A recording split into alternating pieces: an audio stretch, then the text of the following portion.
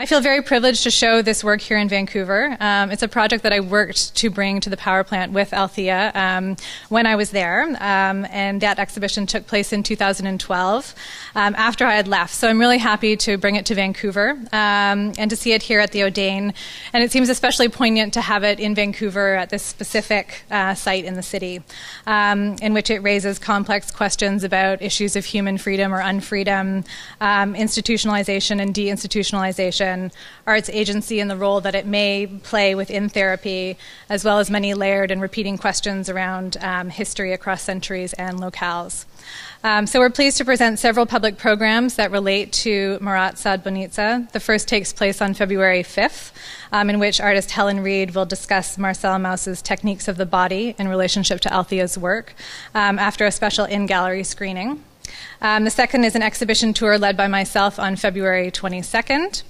And the third is a panel organized with the Institute for Humanities on March 5th, entitled The Madness of History, Situating Marat Sade Bohnice in Time and Space. It will be moderated by Samir Gandesha, the director of the Institute for Humanities, and the panel will include Jerry Zaslav, Marina Morrow, and Jan Pfeiffer.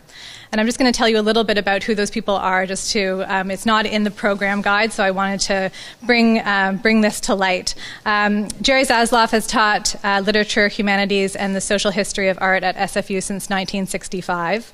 Marina Morrow is an associate professor in the Faculty of Health Sciences at SFU and has worked as a research associate with the BC Centre of Excellence for Women's Health and with the Canadian Centre for Policy Alternatives.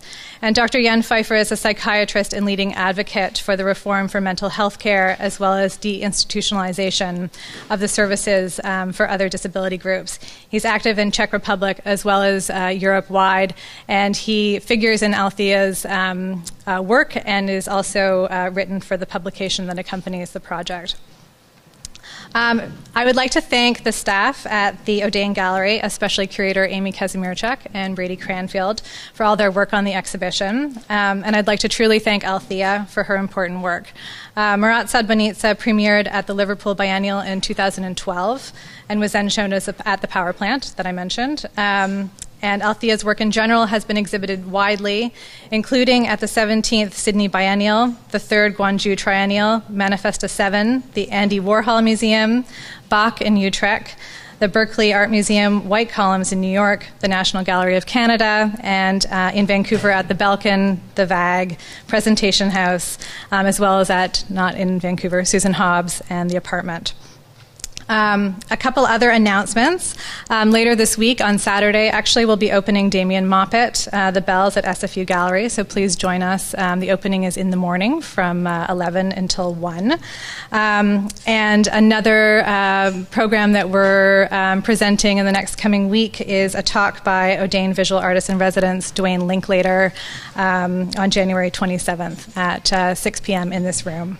So please join me in welcoming Althea, who will speak, she'll speak for approximately 40 minutes, and then we're going to have questions, and we just ask that you use the microphone, which will be passed around as we're taping. So thank you. A few thank yous. First, Amy Kazimierczak, thank you so much for helping so much with this exhibition and the programming and your amazing thoughtfulness. Also, Brady Cranfield has done an amazing job with the installation and has made the work sound better than I ever thought it could. So I'm really, really, really grateful for that. Also, with the exhibition, Dylan McHugh, Kevin Romaniak, and Curtis Grauhauer, and Aaron Carpenter. And finally, really huge thank you to Melanie O'Brien, who really, when Melanie was at the power plant, we had a number of discussions about this proposed work that I'd hoped to make, and was trying to find a way to get this done. And it was her who decided to program it first and who was able to provide me with some initial funds to get the project off the ground. And if that didn't happen, this project never would have happened. So thank you again, Melanie.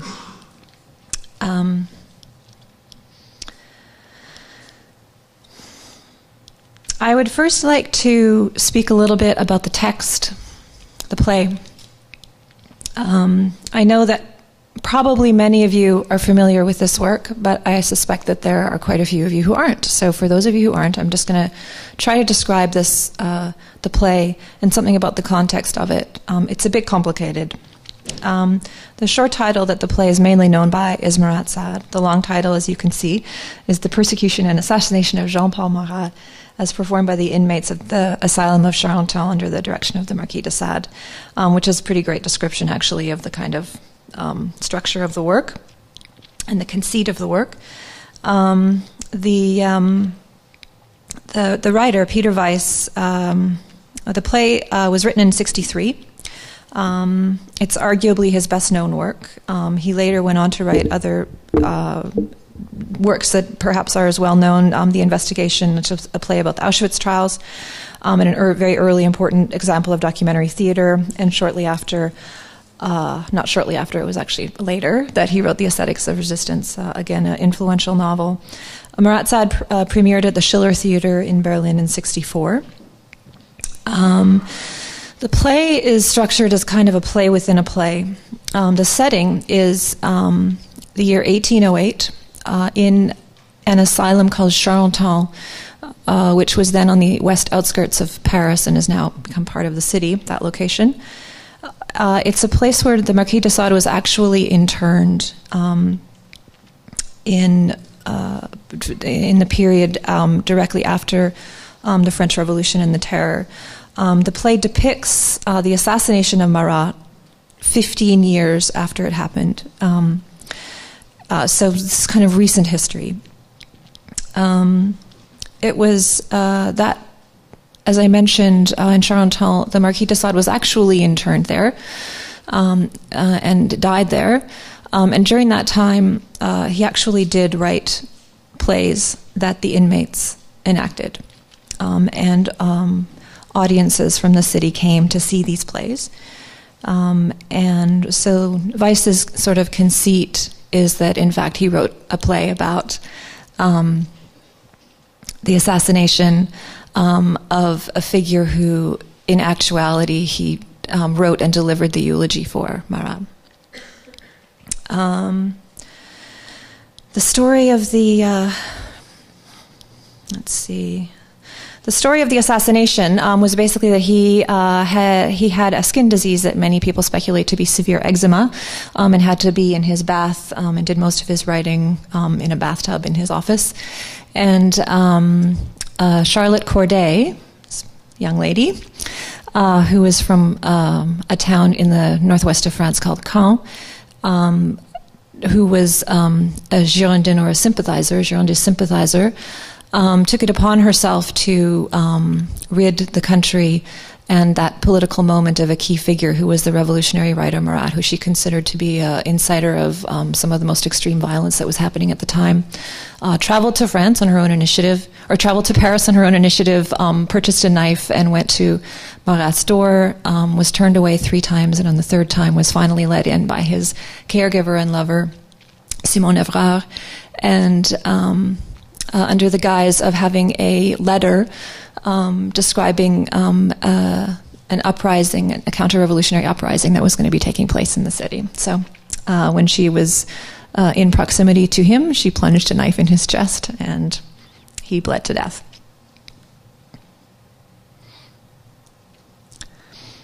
This is, of course, David's painting of that assassination, that, or the immediate aftermath of it, shortly afterwards in July 1793.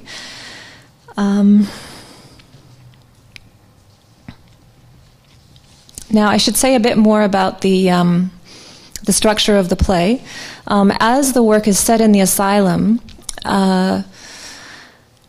Weiss imagines that the inmates, who, as I mentioned, were enacting these plays and dramas that Sade had been writing, were in fact the actors who were taking the roles of these historical characters.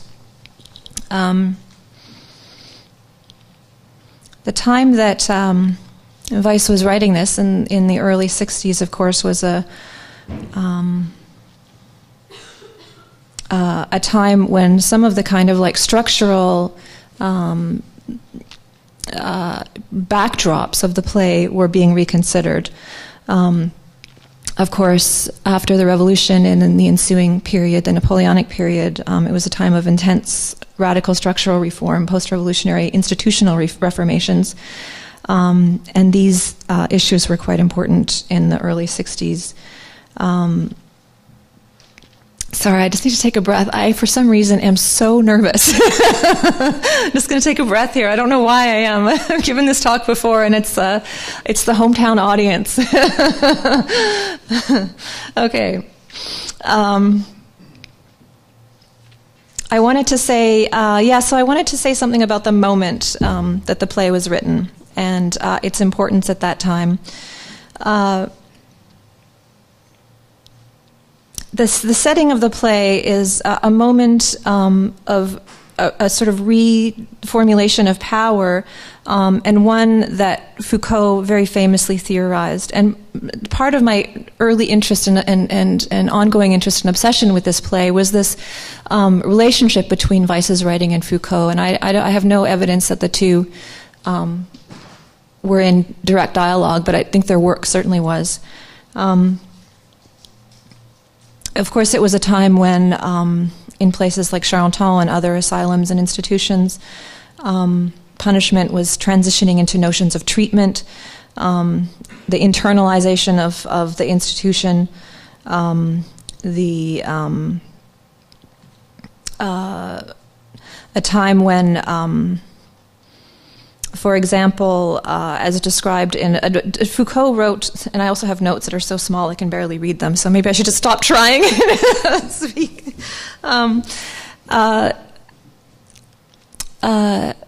Foucault, I believe, Birth of the Clinic was written just before, I think it was written in 1962. And it certainly would have been influential to Weiss. And then as well, just before, I think 1963 was when History of Madness was written. And the last chapter in History of Madness, the Birth of the Asylum, the two important figures are discussed there, Samuel Tuc and Philippe Pignel, who were the directors of asylums, in the case of Tuc, a retreat model asylum, and this kind of model that many of these institutions were being changed to. And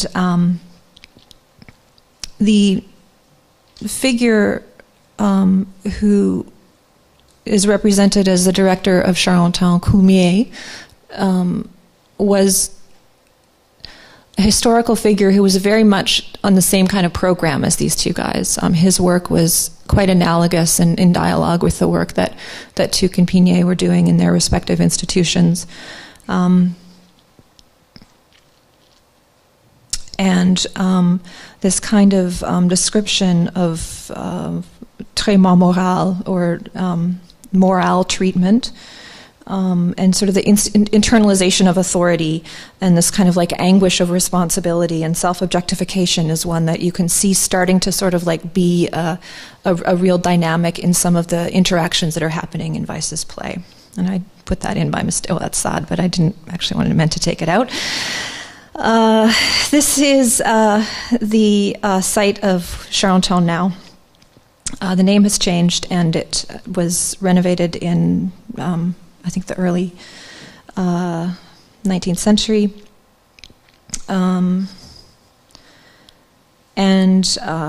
Where all of this stuff went down. So, in thinking about this play, and in proposing to work with it, and specifically to make a film around it, there's yet another text, another film that I had to be somewhat in dialogue with, or sort of take into consideration, and that, of course, is Peter Brook's. Peter Brook, as director of the Royal Shakespeare Company, was the first English language director to really perform and get behind the play, and actually oversaw the seminal translation into English. A brilliant translation.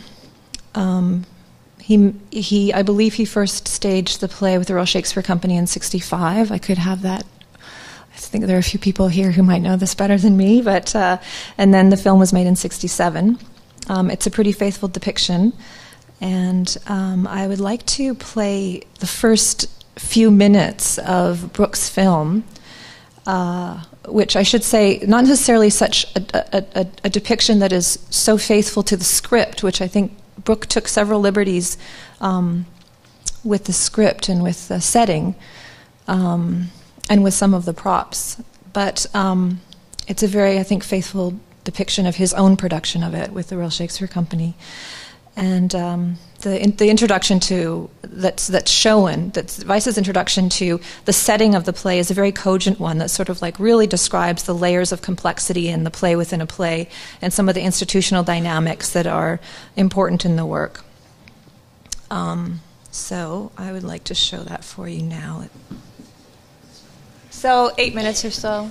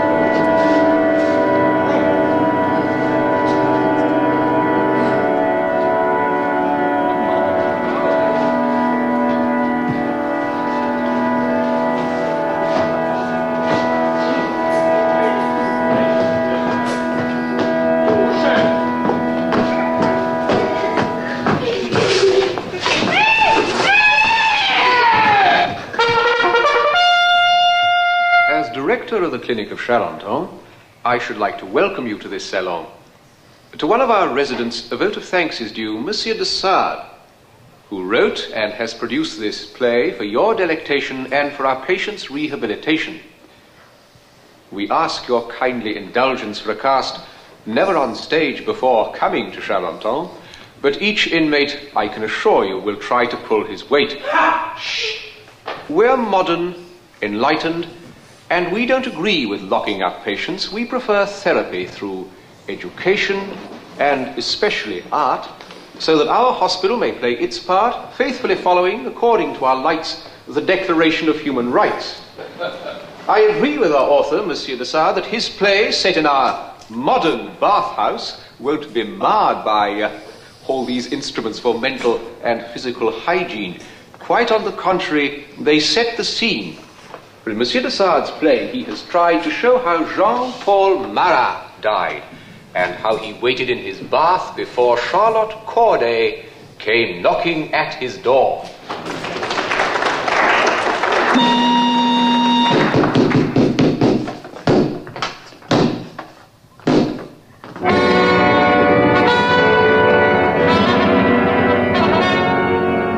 Distinguished visitors, let us go back to the France of 15 years ago. Recall the greatest shock of modern times, those golden victories, those scarlet crimes. The force which shattered every institution, that global earthquake, the French Revolution. None of us knew a revolutionary more passionate than Marat. But was he the people's friend or freedom's enemy? A writer of books with hope on every page, or the most vicious butcher of his age? Marat the good or bad? The choice is hard. Let us hear Marat debating with de Sade. Two champions wrestling with each other's views. How do we judge the winner? You must choose. Here is Marat, back from the dead. He wears a bandage around his head. His flesh burns. It is yellow as cheese, because disfigured by a skin disease. And only water, cooling every limb, prevents his fever from consuming him. To act this weighty role, we chose a lucky paranoid. One of those who've made unprecedented strides since we introduced them to hydrotherapy. This one was with him to the very end. Simon Evra, his dogged lady friend.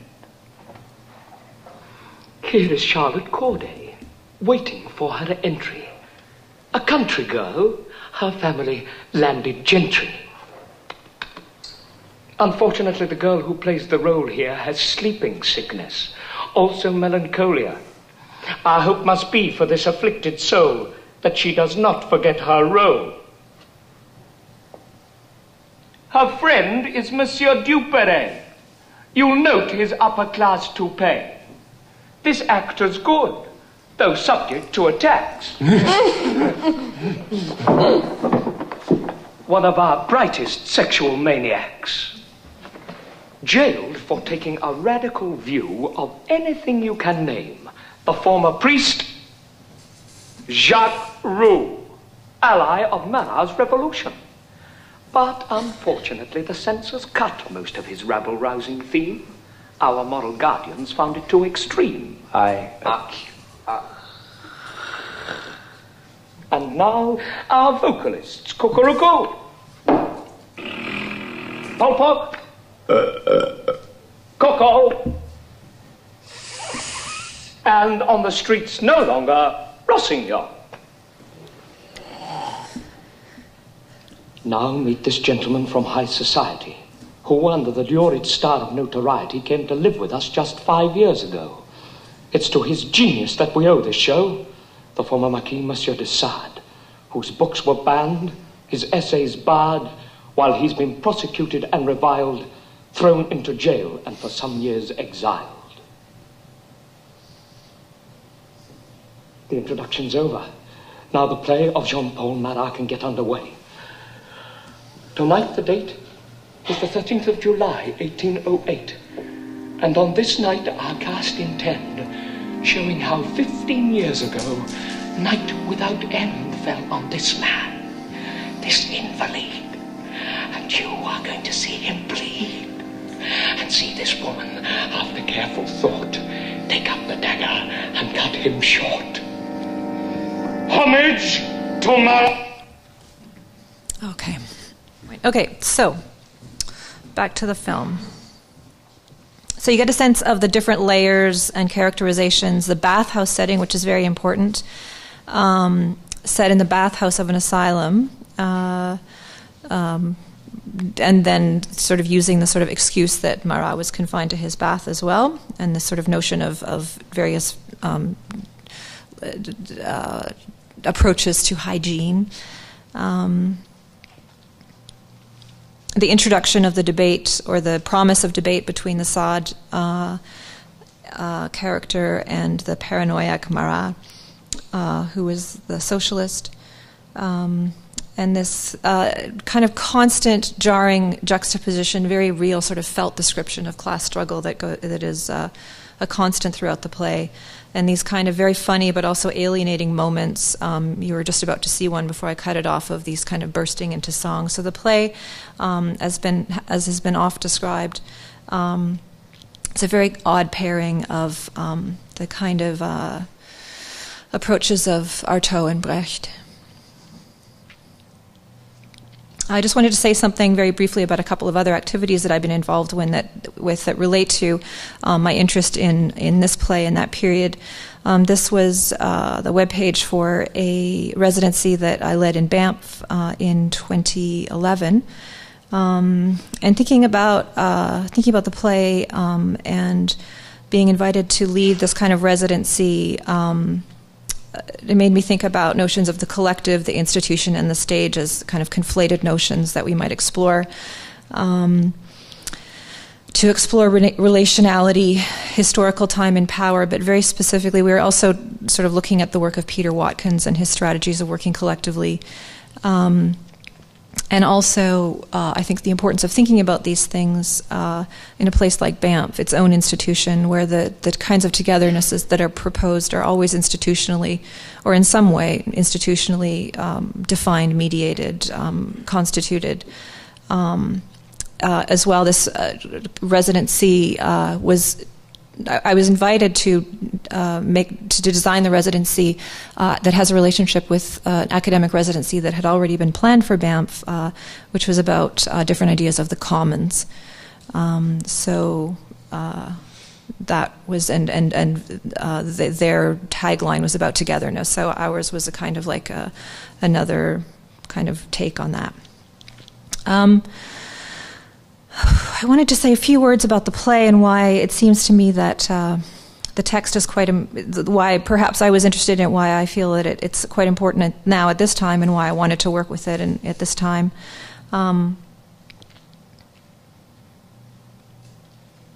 Of course, not necessarily specific to this moment, but questions of structural reform as a necessity, not just the ones that exist outside, but the apparatuses that work within our identifications are very important to consider, and ones that have been important to me in much of the work that I've done. And as well, something about the play, it seemed to me that this work was kind of exemplary in the sense of thinking about conversations that many of us had about the work of the artist and the difficulty of imagining a future. I think that aspects of the play address many of these things. Of course, there's a lot of work being done now that's been discussed by many writers and others, including Dieter Rollstreit, who I may be borrowing from a little bit now, that is looking at artists who are referencing very particular aspects of the past, of sometimes obscure historical figures, movements, instances, and sort of bringing them into particular juxtapositions in the present. And I think some of this work is great, but I think a lot of it, there's maybe not so much at stake. I think that the Weiss work, in the way that he's really kind of overlapping historical periods in a way that was very much at the time in dialogue with the issues of the present in a conversation that he was very much participating in as a way of imagining the future, I think is a really important text to be looking at in our time in relation to some of these problems. Also for me, my own work has a lot of relations, sometimes problematic ones, with various institutions, including, of course, first of all, art and cultural institutions, which I've been very fortunate to be commissioned by, often with particular kinds of imperatives in mind, nevertheless, which puts me always in a position of figuring my own relation to those institutions.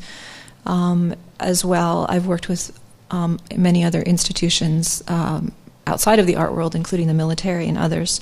So there are things that I think about in much of my work. And I also think that the asylum as a broad notion of institutionalism is provocative and quite a productive one, that it can be related to retreat and incarceration at the same time. And I just wanted to briefly mention this piece that many of you probably saw when it was in Vancouver for a year. It was 2011. It's the actor Nicholas Campbell as Da Vinci, which was a long-running CBC series in which the character was based on Larry Campbell, the former chief coroner of Vancouver. And so here we have Da Vinci as Marat on an autopsy table. I can speak more about that work later if you want to talk to me about it after the talk.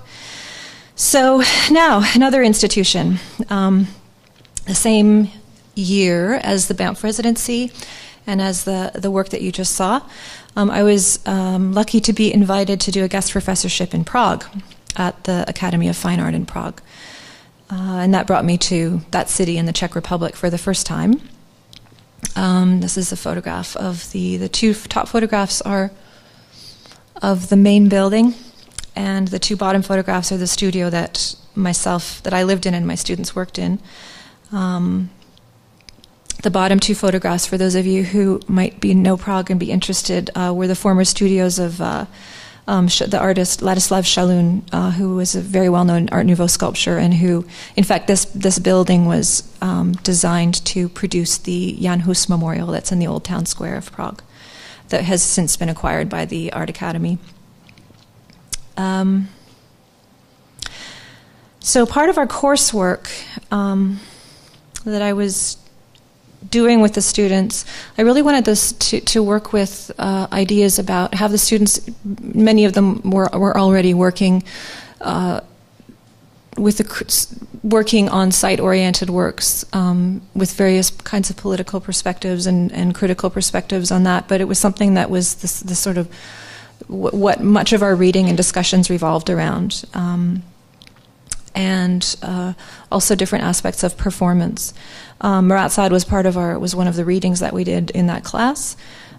We also invited an experimental theater company named Akanda to come to our class and do a workshop. And they had, coincidentally, Melanie Rada, the director of that theater, had done a production of Marat Sade with high school students the year before, which I thought was totally radical. And as part of the term projects for the students, I was hoping to find a place outside of a gallery or outside of the school in relation to some kind of institution or some other kind of site that they would be able to work. And that was how I was introduced to Karina Kotova, who was a really amazing young curator in Prague, who, together with her colleagues David Kašpar and Michaela Hečková, had the great opportunity to work doing cultural projects in Bohnice, which is the largest psychiatric hospital in Prague and in the Czech Republic. And through my discussions with them, were able to negotiate that the students were to do projects on the grounds of the hospital and as well in this building, Pradelna, which Pradelna means laundry. And it was the former laundry and waterworks of Bohnice, and has sat empty since 1990 when the laundry services were privatized. But at any rate, they had gotten access to this building, and that's where we ended up working. Here's some photographs of the inside of the space when I first saw it in 2011, before they had done any projects there. And of course, when I saw the space, I somehow thought that Marat Sade had to happen there as a site that was really equivalent to the setting of the play, the waterworks of an asylum. And here's some photographs of the former laundry workers in the space. This would have been after the inmates of Bohnice were no longer doing a lot of the sort of labor around and maintenance of the asylum. In the beginning, inmate labor, including for laundry, food production, landscaping, all kinds of maintenance were done by inmate labor. So I'd like to say a little bit about Bohnice, the institution, and I realize I'm going on a bit long, so I'm going to speed up now, Melanie. This is the entrance building. Bohnice it was built from 1903 to 1908 and became the hospital it is in shortly after that. It was designed, incidentally, by the same architect that designed the Academy of Fine Art, where I was teaching. That this entrance building was. You see here the main gated entry. Bohnice is a walled institution. It's built on the model of the retreat. Very, very large grounds with many, many buildings, many wards, a kind of a small town that was built on the outskirts of Prague, what was then the outskirts of Prague. Since then, the city's built up around it, and it's surrounded by sort of prefab communist block apartment buildings. Here is the church on site. This is within the grounds. It was built later. So, of course, the retreat as a model of a hospital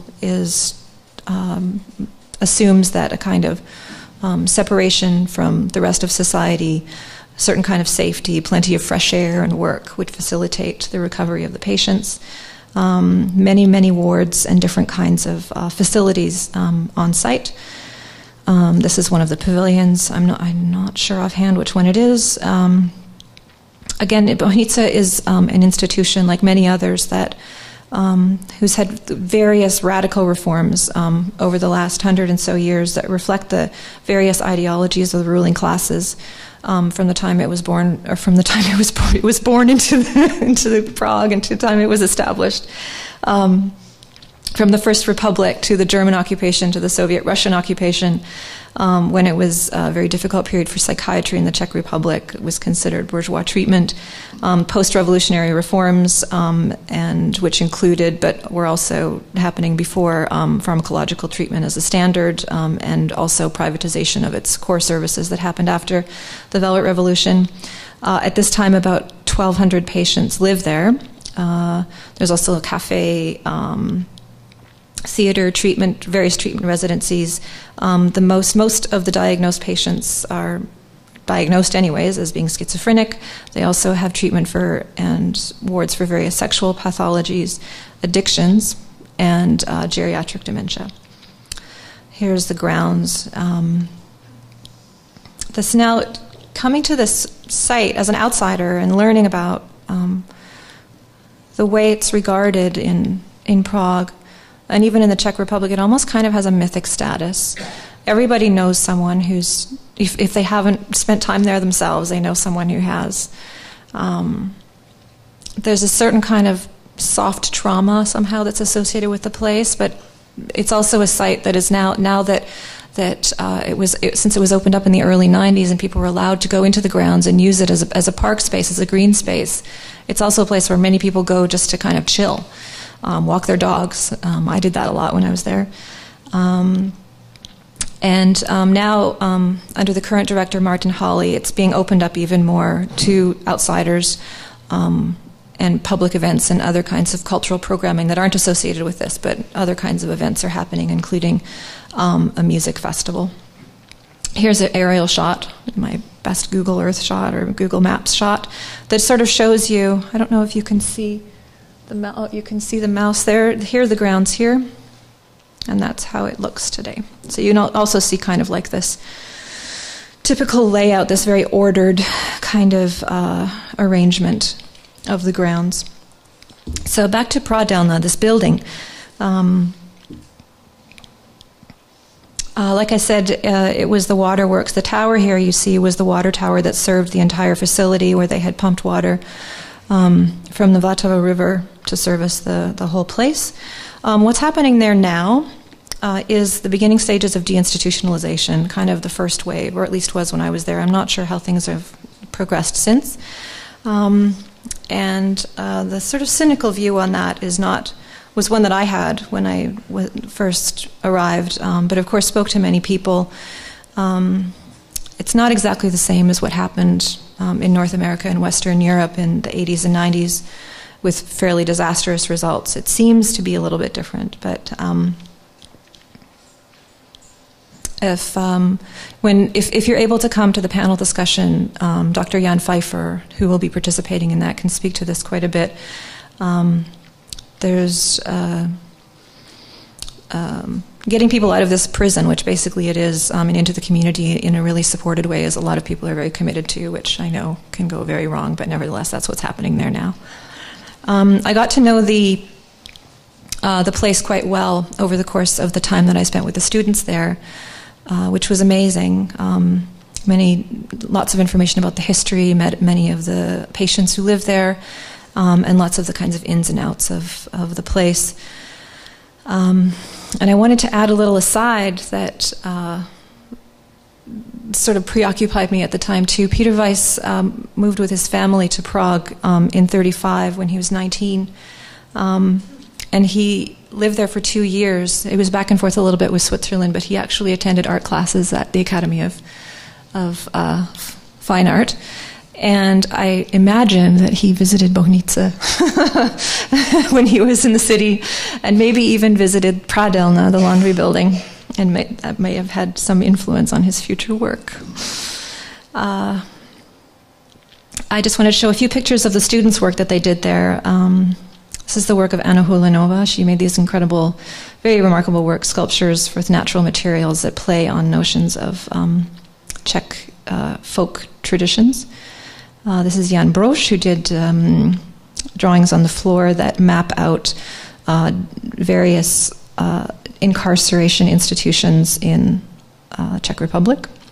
Made a painting of it. There's a shot of an installation. Also, the students were able to publish these small set of publications for each student with their work. This is Karl Kunz's work, which was a ladder with inflated inner tubes that one actually crawled up and into, that was installed in the space. It was pretty great work. And then the work of Suzanne Cass below, which was a garden on a grid that she planted on the grounds and brought she brought plants in that had particular kinds of historic significance and planted them, and in so doing had many interactions with the patients who would wander by and sometimes help her. Here's a shot of all of us on our opening night and the launch of the book, and it was also my last day in Prague in 2011. So, of course, when I left Prague in 2011, I'd already initiated a number of conversations and already proposed to do Marat Sade with Akanda, the theater company in that location, to do a run of the play that would be open to all kinds of mixed audiences, which was very important in the proposal. And part of my interest was really very specifically a kind of like question of as a comparison of these two institutions, which I kind of problematically proposed as being analogous, nevertheless two post-revolutionary institutions. Charenton in the play is depicted 19 years after the beginning of the French Revolution, and Bohnice at that time was 22 years after the Velvet Revolution, in institutions that are both in moments of the reformations that are associated with those massive structural shifts.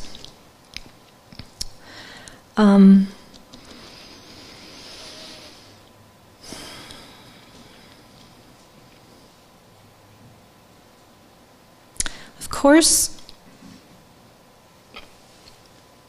sure, I'm just sort of going to skip through some of the notes that I have, but I should say something as well about the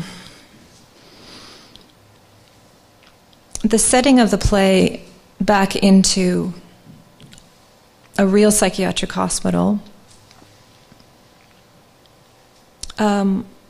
was, I've been using the word fraught a lot, but I'll use it again, was a proposal that had, it was a bit tricky. The play, as a device, contains quite stereotypical depictions of various diagnoses of mental illness, sometimes over the top, and a performance of certain kinds of lunacy that might not really be understood in the same way outside of the safety of a theater. And that, of course, is a problem and needed to be dealt with. And I had, of course, that was part of the interest. It was like to place to make this juxtaposition, and of course I had to be responsible for it. But this was one of the stakes of doing this work, right? Watching the rehearsals and seeing how I should say that the casting was mainly done by Melanie and Jeff, the production designer of Akanda, Jeff Fritz, and Melanie Rada. We did the casting a little bit by correspondence, but they made the main decisions. And so I was observer at most of the rehearsals, and which was amazing to watch them work. But there were moments that were troubling as well. And it's about what I've been describing, how we bring these kinds of representations of these notions of illness out of ourselves. So there were a lot of questions about that. And overall, it was just really impressive watching them work, but nevertheless, difficult, you know? This is Dagmar Spain, who was the choreographer. So all of the choreography was original. It was written by her. This is Dagmar and Melanie Rada Pointing, who is the director. I just have a few shots of our rehearsals. I thought might find it interesting. Maggie Smith as Simone, Vanessa Gendron as the Herald. This is myself and Tamar Janati, who was the costume designer. And the costumes were a very important part of the work. Tamar's strategy was to make all of the pieces out of existing articles that she found, mostly thrift stores and other kinds of markets and whatnot. And she was really, especially with the patients and the nurses, working with notions of the idea of the white laundry, white shirts that had been sort of reconfigured to form the costumes. In this case, you see the headdresses of the nurses are made with shirts. And so these kinds of aspects of ready-made came into the costumes itself, of course, in addition to my own instigation and my own work, which was, to some extent, at least, using the text and the play as a kind of ready-made. Here are some early designs for the Coumier's costumes that were partly based on traditional Moravian designs. Some of the dance rehearsals. And I just wanted to say something as well about a really wonderful thing that happened during one of our rehearsals. This was before we actually moved into Pradelna because it was too cold in there. There was no heating, no plumbing, all of that. And this is March. So we were rehearsing this. What you see here is actually the theater space at Bohnice itself. They have a small, wonderful theater there. And we were rehearsing 3 times a week, and hadn't really at that time had much interaction with the residents and the patients at Bohnice. And then this rehearsal, we were rehearsing the National Assembly scene. For those of you who know the play, it's a very rowdy one with lots of kind of revolutionary fervor and yelling and energy. This young man named Adam Novak, who you see dancing in the foreground, just came in to our rehearsal, and someone just kind of became involved in the project and was responding to the scene with movement. And it was an amazing interaction, and one that happened kind of through art. And he came to many of our rehearsals after that and became involved, like I said. But it was really here's another shot of Adam. It was the first time that we did have this meaningful interaction, and it was very significant. Now here's a shot of the opening night. So the play was done over a 5-night run. It was open to anyone who wanted to come. So there were people who would normally be like theater goers. There were some art people from the city. It was a bit of a trek to get out there. And then, of course, there were the patients and staff of Bohnice who decided to come to one of the shows. And so the audiences were really mixed. Everyone was sitting all together, residents and people, and residents of Bohnice, residents of Prague. And the actors were... before and after the show, they're sort of like in character, wandering around the space, interacting with people. That was something that I had a lot of fear about. More shots of the opening night. It was a big production. It was...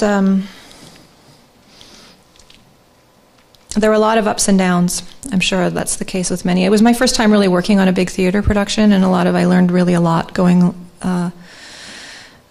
I learned a lot every day about how these things work, and one of the most remarkable things was what happened between our last dress rehearsal and the first performance of the play, which was seeing the rehearsal and thinking, my God, like tomorrow's our opening night, and how is this going to turn into like the play? And then it just did, like magic.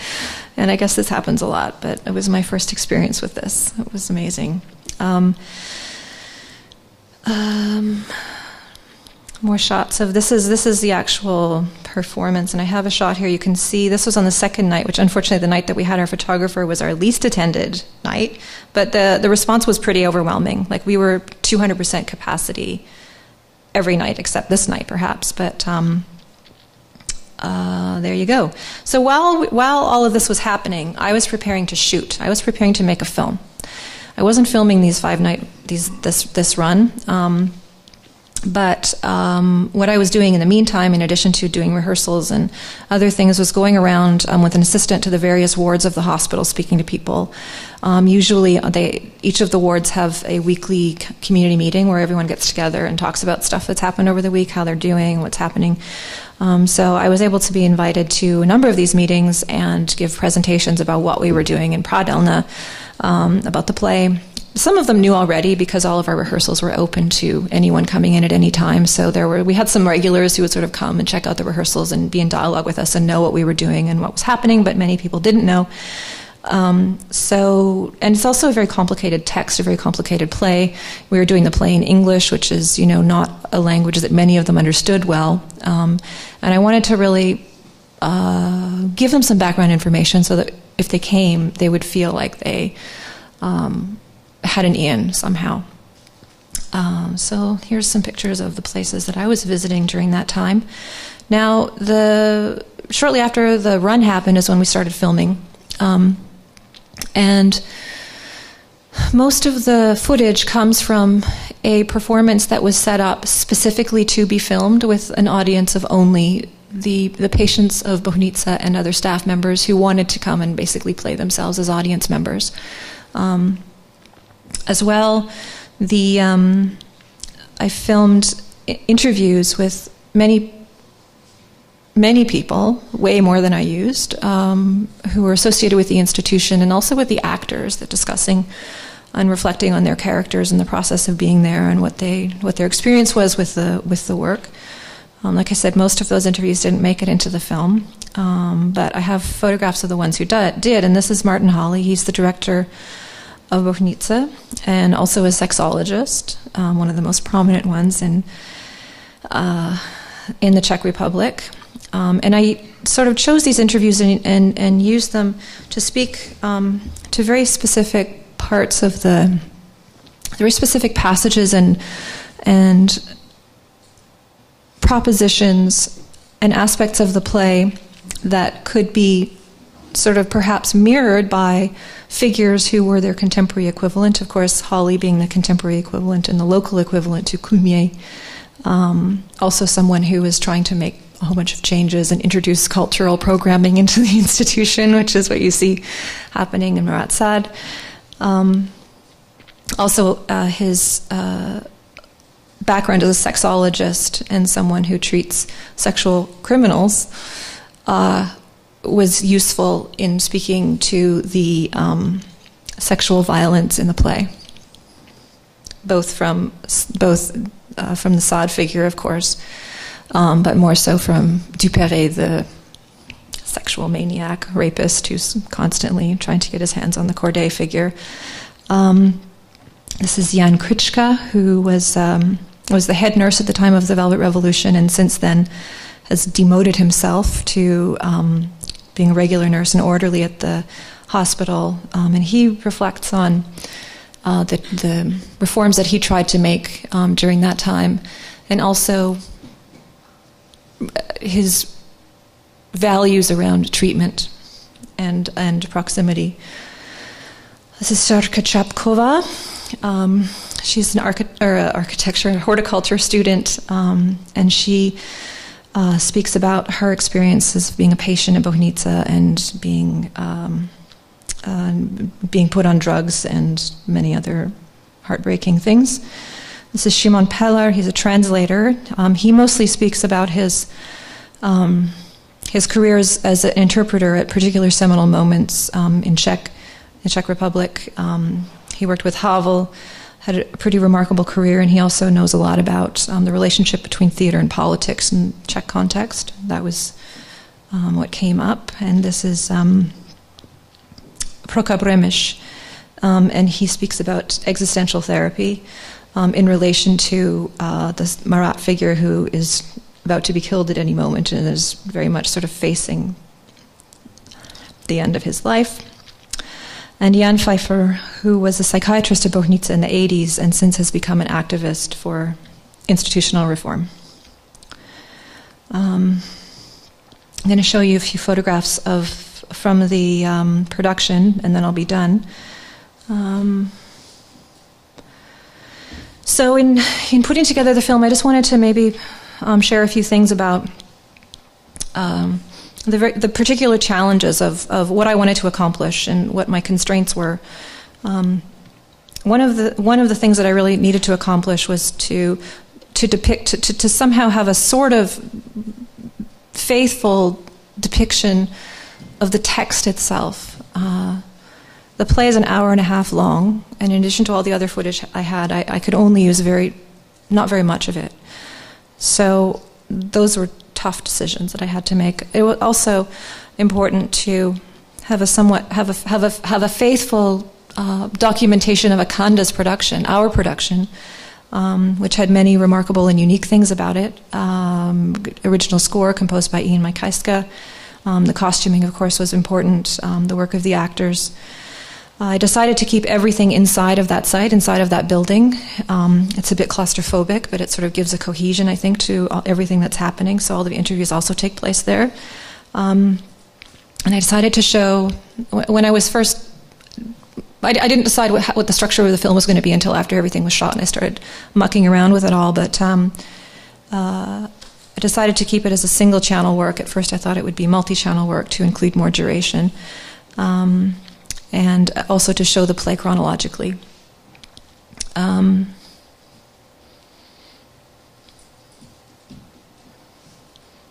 Of course, in doing all of this, the goal of conveying various layers of association, teasing new meanings out of the text, out of the play, challenging some things about it, and of course bringing something new and interesting into the world is what you hope to do. But these were some of the goals that I had when I was putting everything together. Really imperatives, actually.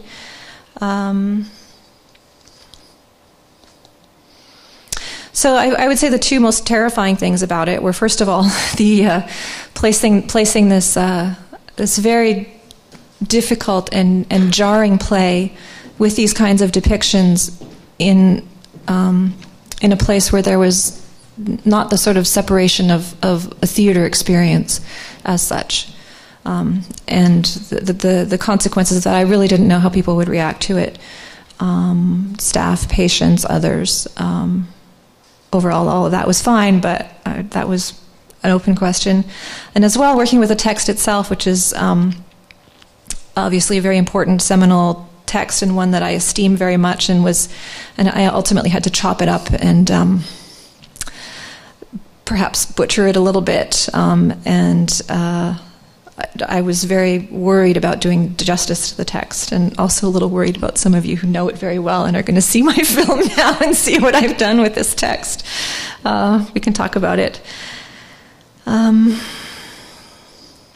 another thing that I would mention is in the context of this kind of of this new republic, the changes that have happened with the opening up of the Czech Republic, economic transformation, neoliberal stuff, and the ultimate, the way that ultimately brings a new kind of foreigner into the city. There was a huge American influx into Prague, as I'm sure you know, in the early 90s, when many people bought property and moved there. And I think that working with an expat theater company, Akanda, who I respect very much, but nevertheless are an example of that community, who are making works in English for an expat audience, and then placing that in juxtaposition to audiences who don't really have a relationship or any sort of don't necessarily get.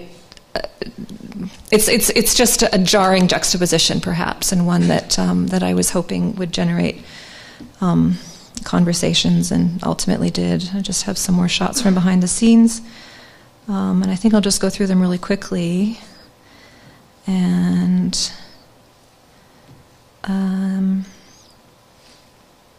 say that I think that one of the things that I do feel quite proud of are the conversations that happened outside of art discourses, that happened. And the actions that also happened. I'll just leave on this image that I think is very beautiful, of Sharka and Adam spontaneously responding to the performance, which makes it into the film. I think I'll leave it there. Thank you so much, and I'm happy to take questions.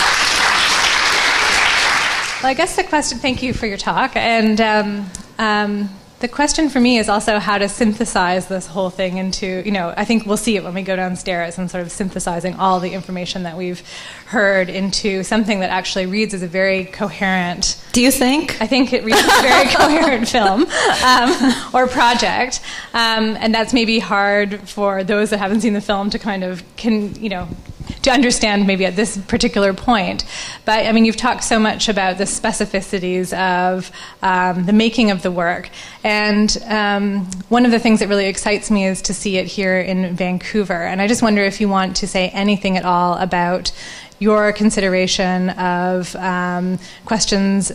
You talked about it very, generally in terms of the kind of disaster of deinstitutionalization in Vancouver, but in terms of your history with this city and your history with working with certain kinds of communities, even our history of doing Carroll Street on Carroll Street in 2008, and just if the history within Vancouver had any kind of bearing on even how you came to this, or how it feels to bring it back to this context. Yeah, well, for sure.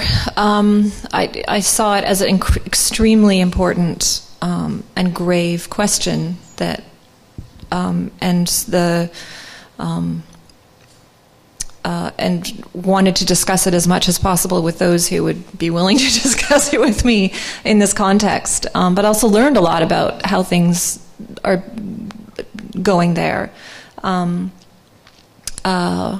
The director of Bohnice and others around him are looking at Trieste, the city in northern Italy, and some of the programs and community placements that are happening there, which are very different than how things happened here. But I think that, those kinds of considerations were ones that I certainly brought to my interest in doing the play there, and in what was the sort of like backdrop of what was happening in Bohnice, what is still happening in Bohnice at the time. And then, of course, the question of the property, the There's those who are looking critically at this model are also looking at the opportunity for the sale of buildings and these incredible assets and property that is all over, that are all over the ground. As far as bringing it back to Vancouver, yes.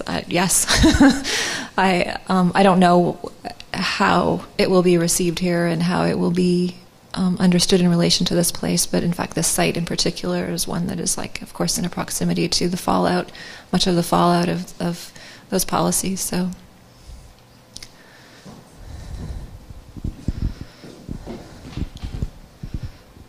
Go.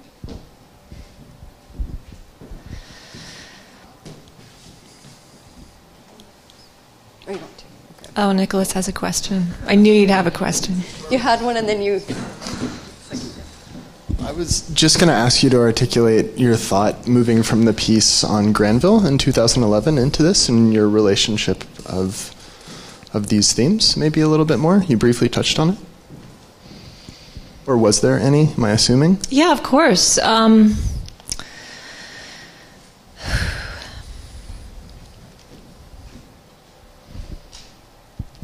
Where to start? So the work on Granville that you're referring to is the mural that I showed a picture of and spoke about super briefly. It's called Ecce Homo. It's the photograph of the prostrate Nicholas Campbell, who, again, the proposal to make this work was one I'd been thinking about, not necessarily the David painting only, but other depictions of that event. And the way that over different periods of time, certain kinds of representations of Marat became fashionable and not. And of course, during the 19th century, he was completely vilified by bourgeois historians. And then the painting then was protected, and then it came out again. And so thinking about these different kinds of like genealogies and shifts, and thinking about the city, and this kind of substitution that I was thinking about at the time. I was really thinking about the three figures who were present at this event, and that was, of course, Marat and Corday and Simone Evrard, who was the caregiver and lover. And I had in mind that I wanted to somehow make something that was specific to Vancouver figures and to make a scene that involved all three of those and to try to... but it also comes back to the Carroll Street work where Larry Campbell was present and was a kind of participant in that work in the sense that he was present and taking questions and a little bit put on the spot, I would say, by some people. And thinking about the kind of very different kinds of like representations of real figures, then coming into popular culture with the TV series and this notion of like villain martyr in political life. So it was just yeah. And I could speak much longer about my interest in that moment of history, but those are some of the broader things that I was sort of thinking about and why that piece came to be. And of course, my interest, I should say, actually, it was Jordan, a conversation I had with Jordan Strom about Marat Sade that really got me into the play and thinking about it a lot. And Jordan was at the opening night in Prague, which was great to see him. So that was how that began as well. So I guess it's like anything, you know, you talk to your peers and you go from the work that you've done.